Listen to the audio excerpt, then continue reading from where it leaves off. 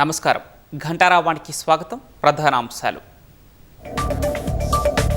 టీ20లో సరికొత్త చరిత్ర లిఖించిన టీమిండియా. భారత జట్టు సభ్యులపై ప్రముఖుల ప్రశంసల జల్లు.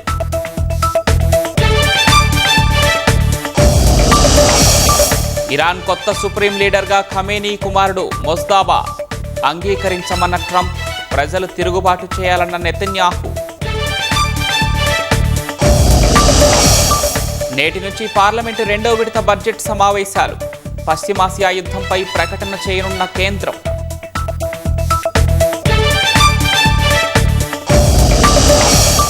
హైదరాబాద్లో చెరువుల కబ్జాను బీఆర్ఎస్ సర్కార్ అడ్డుకోలేదన్న సీఎం. ప్రజాపాలనలో నీటి వనరుల్ని పునరుద్ధరిస్తున్నామని స్పష్టీకరణ. పెద్దపల్లి జిల్లాలో మిల్లింగ్ రైస్ను పక్కదారి పట్టించిన ఇద్దరి అరెస్ట్. దాదాపు 20 కోట్ల విలువైన బియ్యం మాయమైనట్లు గుర్తింపు.